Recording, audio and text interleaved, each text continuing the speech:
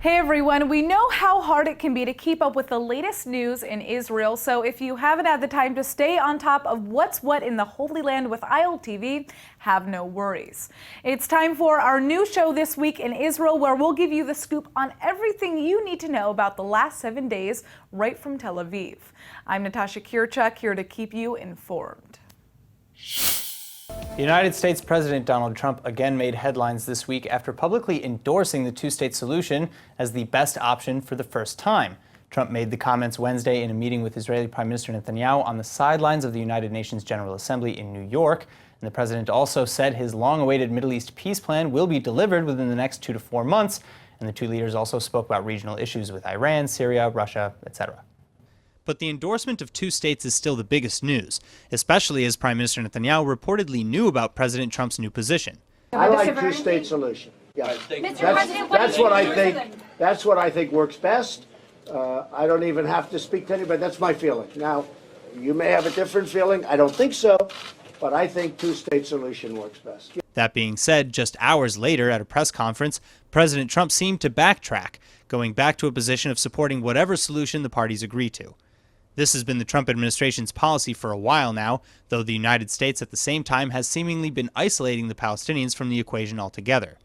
Most notably by shutting them out of Washington, cutting financial aid, and recognizing Jerusalem as Israel's capital. Trump claims, however, that these moves are to take the biggest chip off the table, i.e. Jerusalem, in order to clear the path for a real deal. Actually, by taking off the table the embassy moving to Jerusalem, that was always the primary ingredient as to why deals couldn't get done. I spoke to many of the negotiating teams, and they said they could never get past the embassy moving into Jerusalem and all of what that meant, which you know what that meant. That meant everything. And now that's off the table. As for Netanyahu's supposed support, it's true that the prime minister reiterated his stance on negotiating a two-state solution, but he also maintained that his definition of a state may differ from that which the Palestinians would agree to. Netanyahu told reporters that as long as he's prime minister, Israel will not give up on security control west of the Jordan. Meanwhile, however, as Netanyahu and Trump continued to talk about peace with the Palestinian mission to the UN was meeting with foreign ministers, diplomats, and representatives of over 40 countries and international organizations in efforts to circumnavigate the U.S.'s peace efforts entirely. Abbas discounted the United States under President Trump as a partner in peace ever since Trump's Jerusalem decision in December 2017. And now, at the United Nations event, which was closed to the press, Palestinian Foreign Minister Riyad al-Maliki said attendees held dialogue on how to, quote, overcome the current obstacles that were put in front of this process, both by the American administration and the Israeli government, end quote. But suffice it to say that unless negotiations actually occur between the Palestinians and Israel, neither party's plan is likely to take root. All right, another news from New York. Prime Minister Netanyahu continued his meetings at the United Nations General Assembly with leaders like Egyptian President Sisi and many more. With Sisi, the two met last night for roughly 2 hours to discuss regional developments and the situation in Gaza. Egypt had been moderating ceasefire negotiations between the Hamas terror group in Gaza and Israel until negotiations broke down again earlier this week. Hamas has since called for a resumption of violence, but Egypt does seem committed to brokering some sort of agreement. As for security to Israel's north, Netanyahu met and discussed threats from Syria, Iran, Lebanon, and other various terror groups, both with President Trump and United States Secretary of State Mike Pompeo. The Israeli Prime Minister then went on to discuss strengthening ties with Belgium and Guatemalan leaders Charles Michel and Jimmy Morales, and fighting anti-Semitism with Austrian Chancellor Sebastian Kurz and Polish President Duda. This was the first meeting between Netanyahu and Duda since the crisis over Poland's Holocaust bill. Netanyahu was heavily criticized for seeming to capitulate to Poland in return for a watered-down version of the bill, which threatened anyone who blamed Poland for Holocaust war crimes with jail time. And now, even more criticisms have erupted, especially after the Israeli Prime Minister declined an invitation from UNESCO to come to a conference on anti-Semitism. Israel and the United States left the organization in 2017, and Netanyahu said that while he commends all efforts to combat anti-Semitism, he'd refused the UNESCO invitation due to UNESCO's, quote, persistent and egregious bias against Israel, end quote. In a statement issued from the Prime Minister's office, he said UNESCO must do more than host a conference on anti-Semitism. It must stop practicing it too. After an intense round of back and forths, Russia has now officially placed the blame on Israel for the downing of a Russian aircraft over Syria last week that ended in the death of 15 Russian servicemen. As a consequence, Moscow has now vowed to finally allow a shipment of S-300 surface-to-air missile systems to be sent to Syria. В течение 2 недель будет передан современный зенитный ракетный комплекс С-300. Он способен перехватывать средства воздушного нападения на дальности более 250 километров и одновременно поражать несколько воздушных целей. Обладая высокой помехозащищенностью и скорострельностью, комплекс существенно укрепит боевые возможности сирийской ПВО.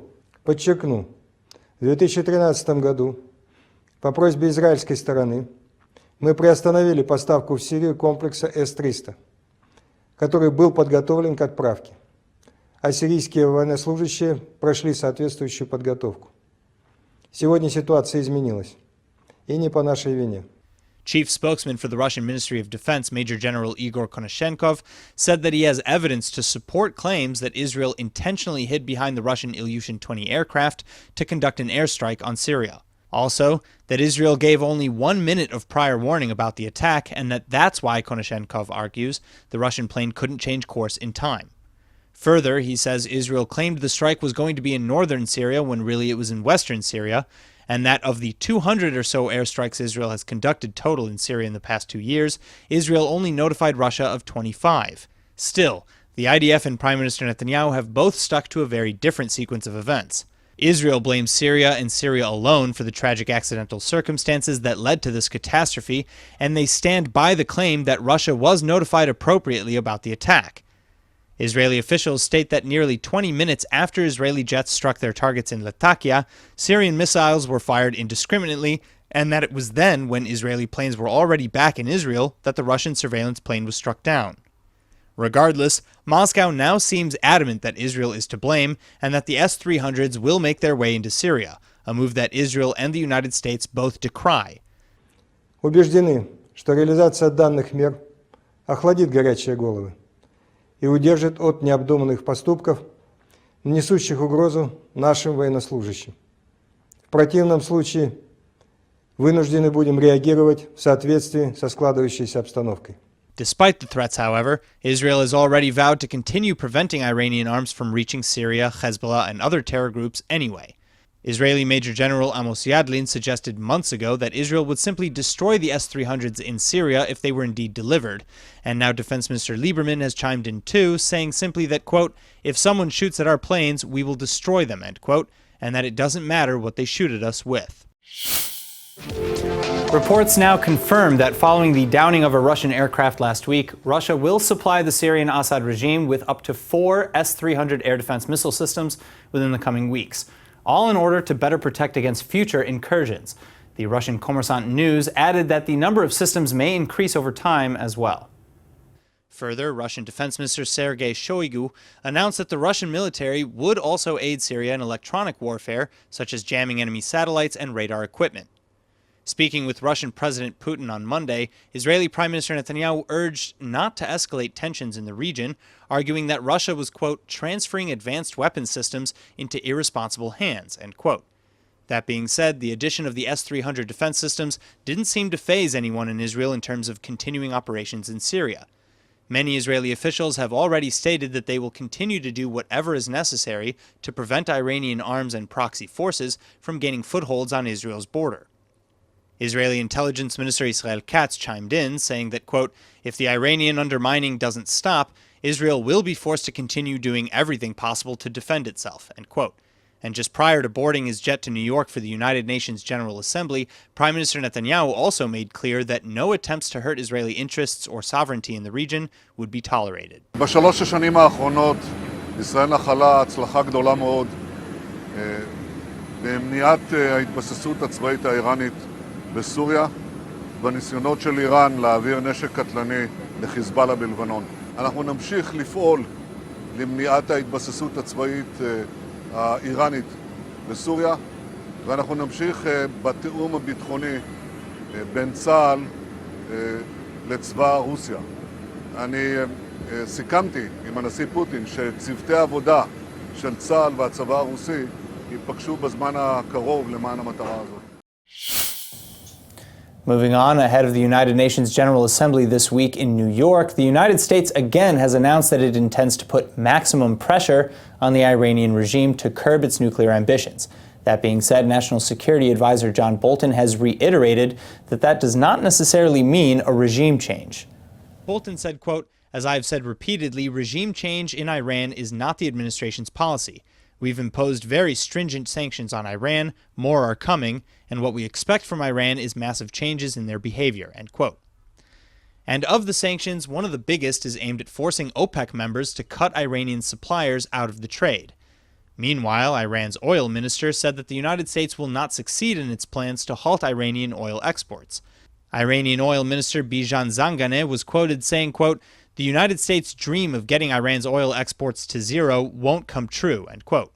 It's unclear how much other countries will actually cut back on Iranian oil imports too. Britain, France, Germany, the United States, China, who all signed the nuclear deal with Iran, also opposed the Trump administration's decision to withdraw from it and have now announced their collective decision to work at maintaining trade with Tehran in spite of American sanctions.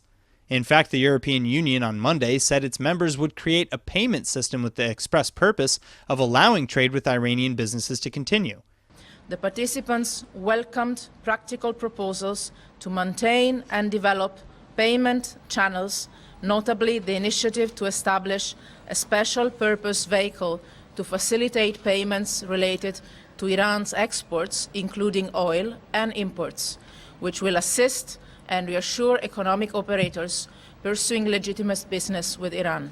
The involved nations signed a statement saying that the plan was in order to, quote, "protect the freedom of the economic operators to pursue legitimate business with Iran," end quote. Only time will tell then if the new sanctions will have any of the effects that President Trump hoped to produce.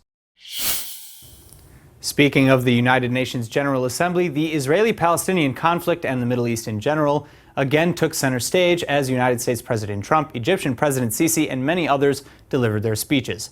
President Trump, speaking now to the Assembly for the second time, opened his speech with statements about his administration's accomplishments, a statement received with laughter by the General Assembly. In less than 2 years, my administration has accomplished more than almost any administration in the history of our country. America's so true.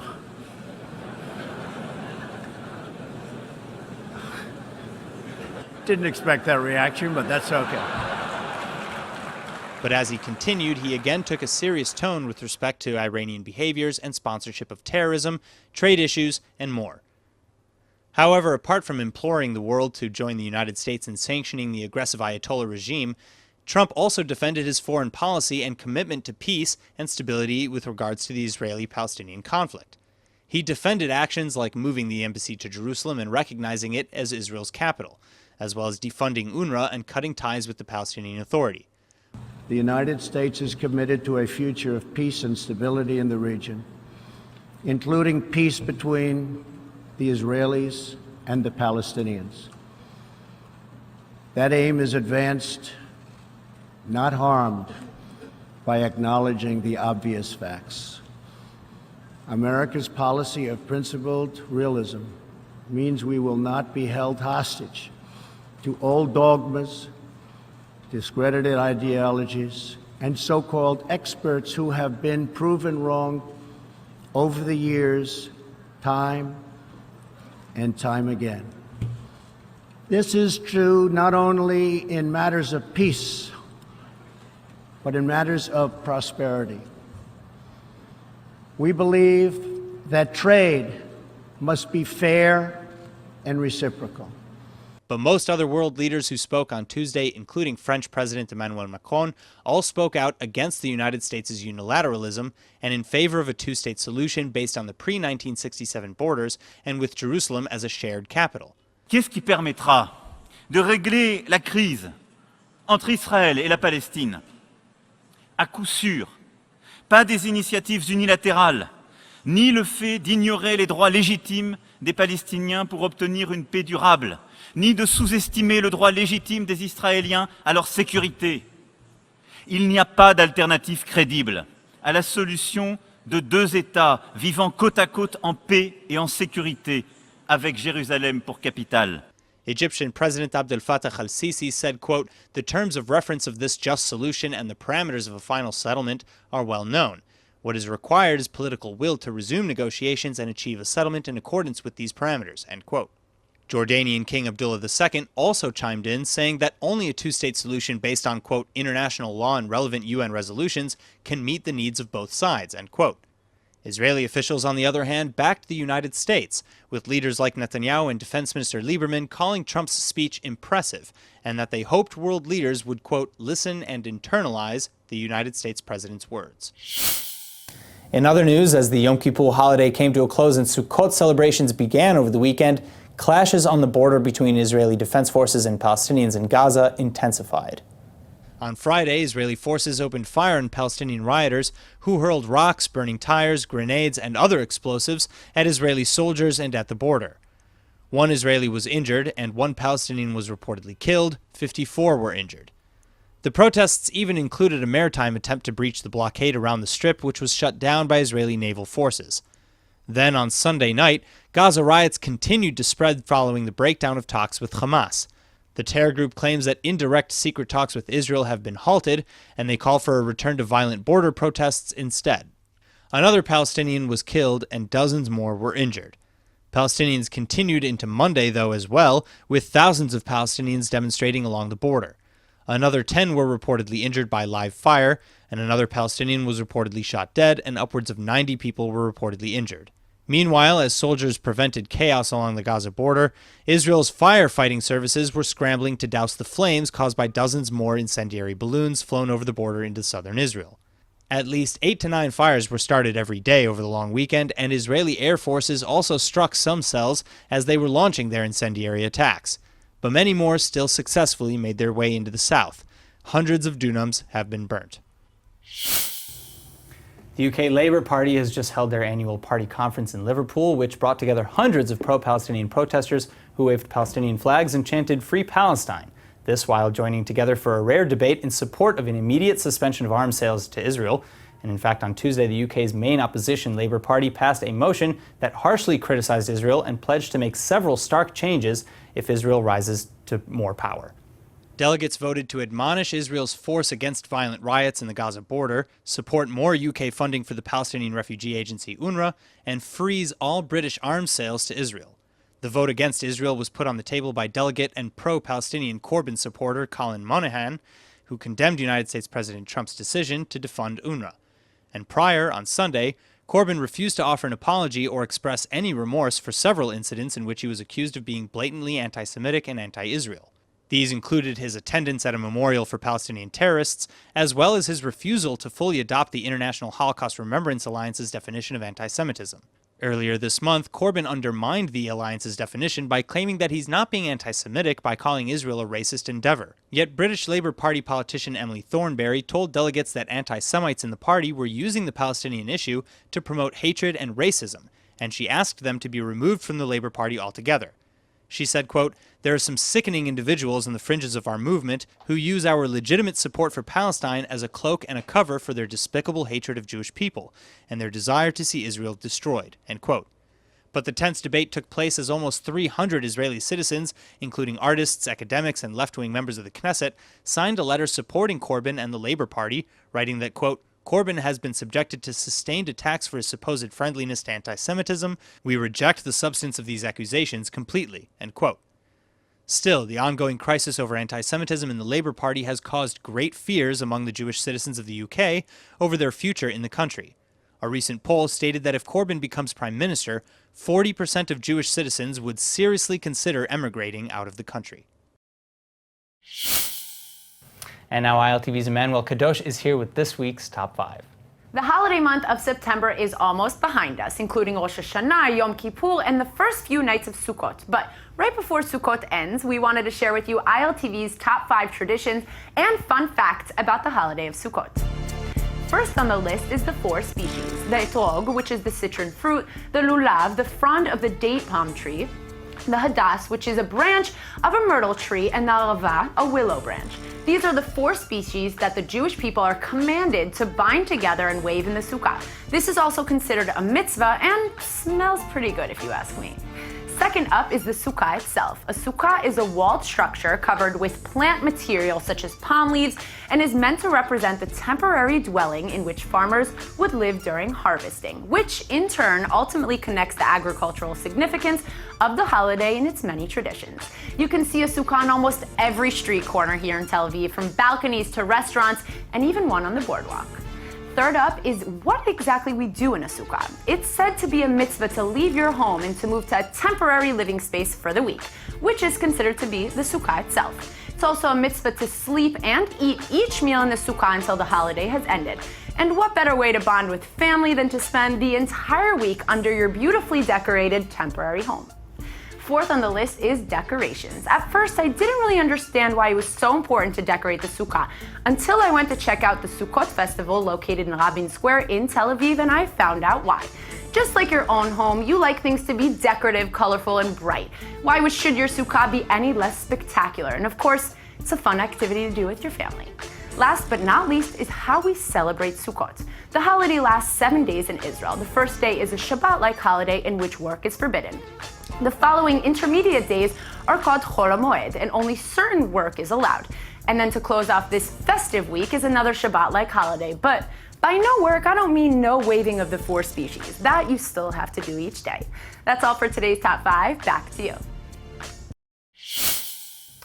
That's it for this week's Roundup. Tune in next Friday for our next episode of This Week in Israel. I'm Natasha Kirchuk, and thanks for joining us from Tel Aviv.